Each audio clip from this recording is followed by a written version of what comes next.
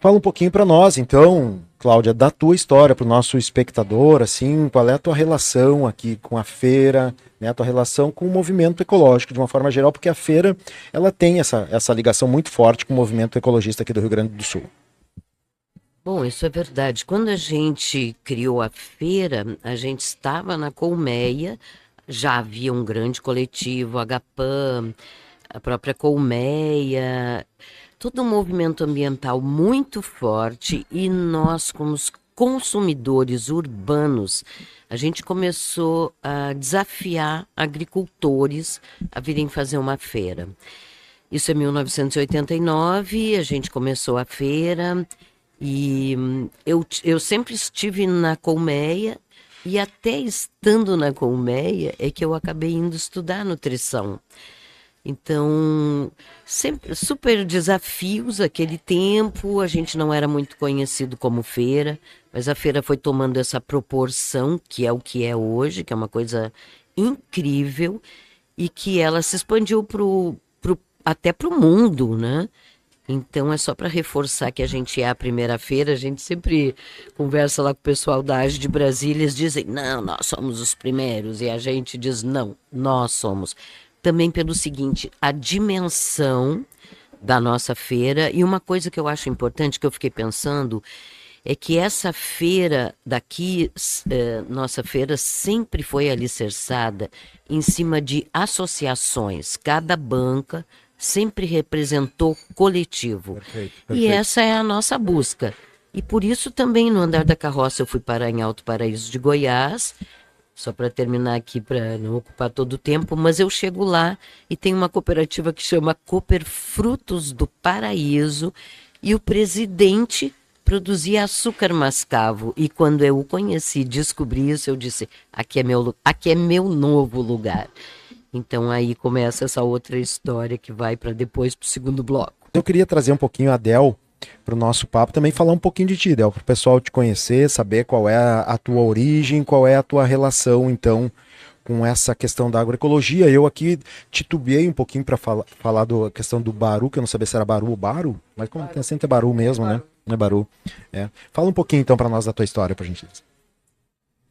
Bem, como a Claudinha falou, acho que é importante voltar às raízes, né?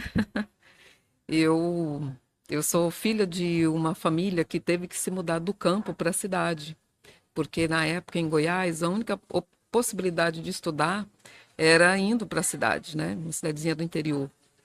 E eu cresci tentando voltar para o campo, que de algum modo eu me conectava com o campo. Então, anos depois, eu tive a oportunidade de iniciar um trabalho na região do Sertão, município de Alto Paraíso de Goiás, na Chapada dos Veadeiros, no Espinhaço, né, do Brasil Central. E lá nós temos, então, o ponto mais alto do estado de Goiás, que é o Pozo Alto, né, a região do Pozo Alto, 1.600 e pouco de altitude, e enquanto isso, nós no sertão estamos a 600, 700 de altitude. Então é uma diferença razoável, né? E com isso, nosso clima também é razoável.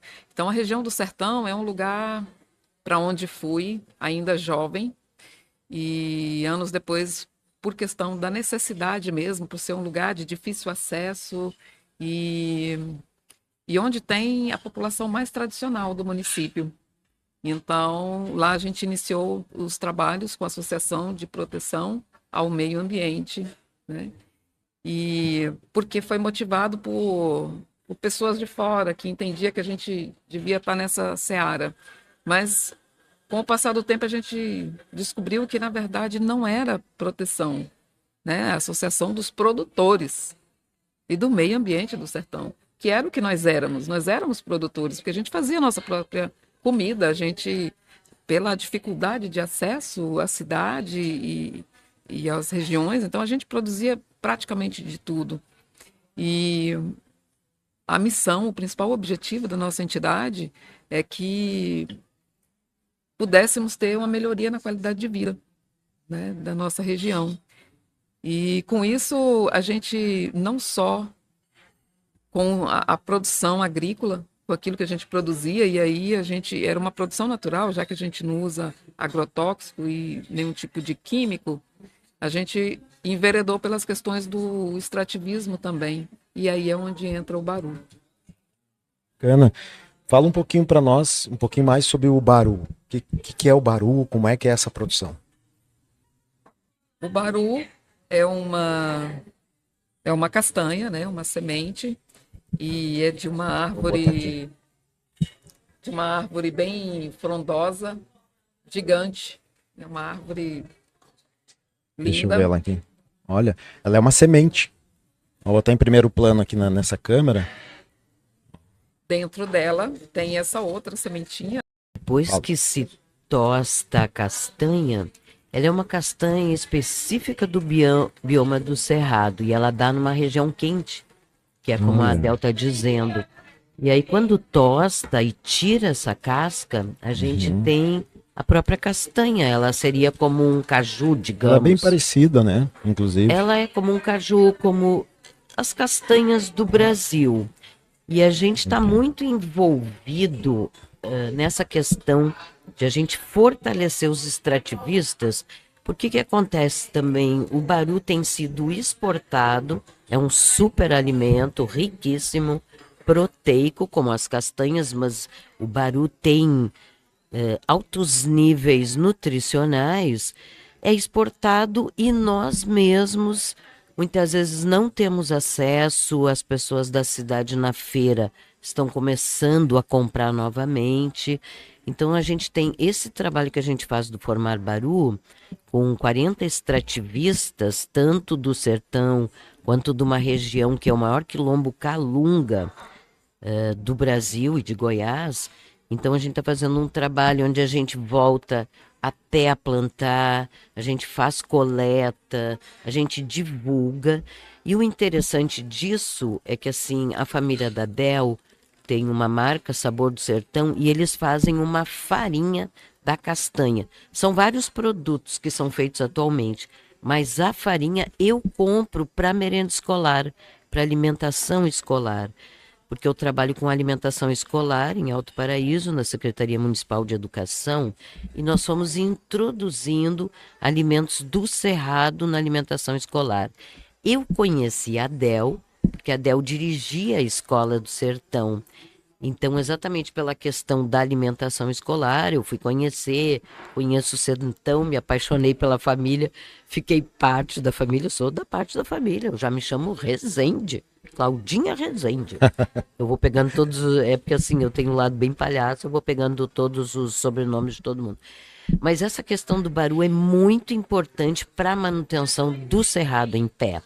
E esse é um movimento ambiental.